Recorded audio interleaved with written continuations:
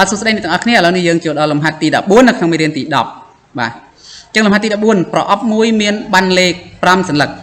ដែលមានចុះលេខ1លេខ2លេខ3លេខ4និងលេខ5គេបានចាប់យកបានមួយសន្លឹកពីប្រអប់ហើយបានកត់ត្រាលេខរបស់វារួចដាក់ចូលទៅក្នុងប្រអប់វិញលំនាំរបៀបនេះត្រូវបានធ្វើសារចុះសារឡើង100ដងហើយតារាងខាងក្រោមបង្ហាញពីលទ្ធផលបំណែងចែកប្រេកង់បាទអញ្ចឹងយើងមានបានលេខ1ដល់លេខ5ហើយយើងចាប់បាទប្រេកង់គឺយើងចាប់ចំនួនដងរបស់វា100ដងបាទយើងចាប់100ដងអញ្ចឹងយើងចាប់បានលេខ1 21ដងហើយចាប់បានលេខ2គឺ x ចាប់បានលេខ3គឺ y ចាប់បានលេខ4 18ចាប់បានលេខ5 17បាទអញ្ចឹងចំណុចកគេឲ្យយើងបង្ហាញថា x បូក y ស្មើនឹង44ចំណុចខបើមធ្យមនៃបំណែងចែកនេះស្មើនឹង 2.9 បង្ហាញថា 2x បូកនឹង 3y ស្មើនឹង112អូខេចំណុចករកតម្លៃ x និង y ហើយចំណុចខបញ្ជាក់ប្រាប់ម៉ូដនិងមេឌីយ៉ានៃបំណែងចែកនេះបាទអញ្ចឹងយើងដាក់ចម្លើយមកខាងនេះបាទបន្ទាប់យើងដាក់ចម្លើយហើយយើងដាក់ចំណុចកបង្ហាញថា x បូក y ស្មើ44បាទអញ្ចឹងយើងបង្ហាញប្រាប់គេណាបាទអញ្ចឹងដោយយើងមើលហើយដោយបាទនេះអាប្រេកង់សរុបនេះយើងបូកទៅវាស្មើនឹង100បាទអញ្ចឹងយើងបូកប្រេកង់សរុបទៅស្មើនឹង100គេប្រាប់ថា100ដងនេះ100ដងបាទអញ្ចឹងស្មើនឹង100អញ្ចឹងយើងបូកបញ្ចូលគ្នាបែបនេះមកបាទអញ្ចឹងយើងបានយើងទាញទៅនៅសល់តែ x បូក y ទៅអានេះបូកបញ្ចូលគ្នាហើយយើងរុញមកខាងអង្គទី2អញ្ចឹងយើងបាន x បូក y ស្មើនឹង100ដកឲ្យ56មានន័យថានេះ21បូកនឹង18បូក17ស្មើនឹង56បាទអញ្ចឹងស្មើនឹង44ឃើញបាទឃើញហើយឥឡូវនេះយើងរកឃើញហើយ x បូក y ស្មើ44បាទអញ្ចឹងដូចនេះ x បូក y ស្មើ44អូខេអញ្ចឹងចំណុចកមានប៉ុណ្ណឹងឥឡូវយើងដាក់ចំណុចខបន្តទៀតបើមធ្យមនៃបំណែងចែកនេះស្មើនឹង 2.9 បង្ហាញថា 2x បូក 3y ស្មើនឹង112ស្មើ112អូខេបាទដោយអញ្ចឹងដើម្បីរកមធ្យមរបស់វាគឺយើងយកបាទចំនួនបានលេខដែលយើងចែកបានសរុបហើយចែកឲ្យចំនួនប្រេកង់មកគេប្រាប់ថាស្មើនឹង 2.9 បាទអញ្ចឹងចំនួនបានលេខដែលយើងចាប់បានសរុបហ្នឹងគឺយើងយកបែបនេះគឺយើងយក1នេះគុណឲ្យ21បាទមានន័យថាយើងចាប់បាន1គឺ21ដងបាទអញ្ចឹងមានន័យថាយើងចាប់បានលេខ1ហ្នឹងគឺ21អញ្ចឹងបូកជាមួយនឹងនេះបានលេខ2យើងគុណបញ្ចូលគ្នាមកហើយបូកបញ្ចូលគ្នាលេខ3មកបូកបញ្ចូលគ្នាលេខ4លេខ5មកបាទអញ្ចឹងបន្តមកយើងចែកឲ្យប្រេកង់គឺចំនួនដងដែលយើងបានចាប់នេះគឺ100ដងគេប្រាប់ថា100ដងបាទអញ្ចឹងពេលយើងចែកទៅនេះស្មើនឹង 2.9 ណាស្មើ 2.9 អូខេអញ្ចឹងនេះជាមធ្យមរបស់វាអញ្ចឹងគេឲ្យយើងបង្ហាញថា 2x បូកនឹង 3y ស្មើនឹង112បាទអញ្ចឹងកន្លែងនេះបាទយើងបានបែបនេះមកបន្តមកយើងបូកបញ្ចូលគ្នានេះមានន័យថានេះ21នេះយើងបូកជាមួយ4គុណនឹង18ហើយបូកជាមួយ5គុណនឹង17មកអញ្ចឹងអានេះ 2x បូក 3y នៅដដែលឃើញទេ 2x បូក 3y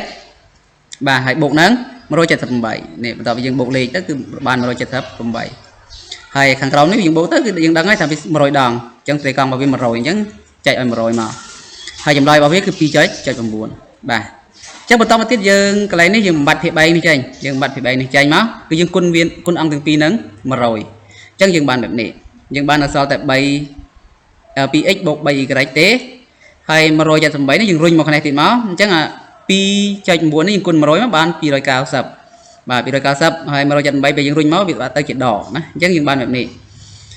2x បូក 3y ស្មើនឹង110 12នេះ290ដក178មកស្មើនឹង110 12បាទអញ្ចឹងដូចនេះ 2x បូក 3y ស្មើនឹង110 12ពិតប្រាកដមែនអូខេបាទអញ្ចឹងដោយសារវាពេញกระดาษអញ្ចឹងយើងចូលกระดาษមួយទៀតឥឡូវយើងដាក់ចំណុចកអ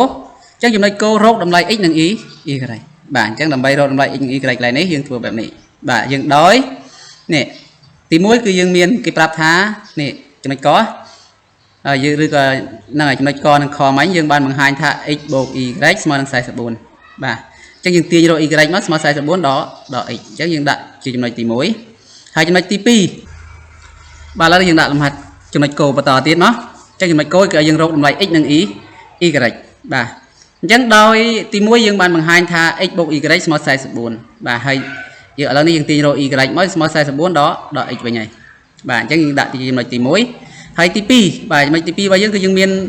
2x บกใบ y នេះស្មើនឹង110 បាទនេះជាចំណុចទី2ដែលយើងបានបង្ហាញបាទបន្តមកយើងយក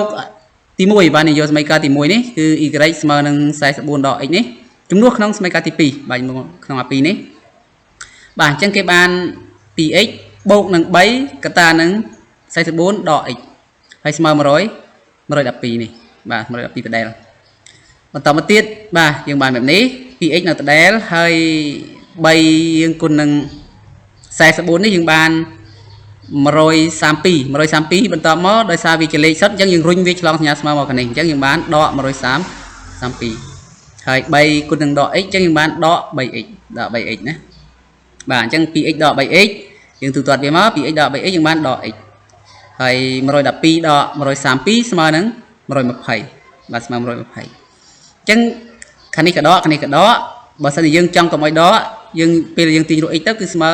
ដកចែកដកចម្លើយវាស្មើបូកបាទដដែលទេស្មើ20ចែក1វាស្មើ20ដដែលទេ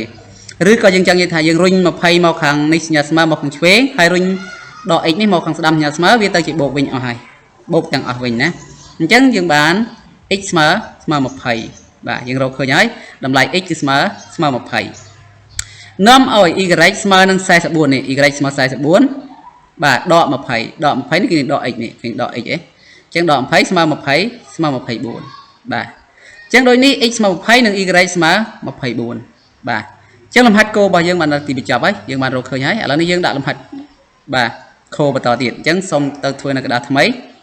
បាទឥឡូវយើងដាក់លំហាត់ខូបញ្ជាក់ប្រាប់ម៉ូដនិងមេរៀយាននៃបំណែងចែកនេះបាទអញ្ចឹងយើងគេឲ្យយើងប្រាប់ម៉ូដហើយនិងមេរៀយានបើម៉ូដបាទនិយាយពីម៉ូដវិញម៉ូដគឺជាបាទដោយម៉ូដបាទដោយលេខ3ណានេះលេខ3នេះបាទលេខ3នេះមានប្រេកង់ធំជាងគេគឺយើងរកឃើញហើយ y មាញ់គឺស្មើ44បាទគឺy ស្មើ44បាទដូចនេះម៉ូដគឺស្មើនឹង3នេះស្មើនឹង3នេះម៉ូដរបស់វាគឺនៅបានលេខ3ណាបាទហ្នឹងគេហៅថាម៉ូដអូខេបន្តមកទៀតមេឌីយ៉ានគឺ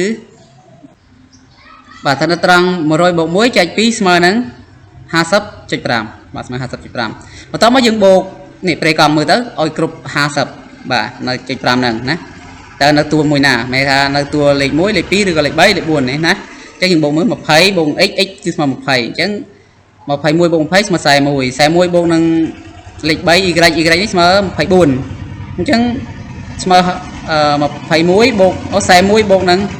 24វាស្មើនឹង65បាទអញ្ចឹងកន្លែងនេះបូកជាមួយនឹងតួទី3ទៅវាគ្រប់ណាមានន័យថាទៅវាដល់វាលើសទៀតផងប៉ុន្តែយើងមិនត្រូវការលេខ4នេះទេគឺដល់ត្រឹមតែលេខ3គឺវាគ្រប់គ្រាន់ហើយអញ្ចឹងកន្លែងនេះគឺជាមេឌីយ៉ានរបស់វាហើយបាទអញ្ចឹងដូចនេះមេឌីយ៉ានរបស់វាគឺស្មើ3ហ្នឹងបាទអញ្ចឹងអរគុណនៅក្នុងលំហាត់ទី14របស់យើងមានប៉ុណ្្នឹងទេហើយបើសិនជាបងប្អូនមានចម្ងល់អីអាច comment ខាងក្រោមបានណាអរគុណជួបគ្នានៅមេរៀនបន្តទៀត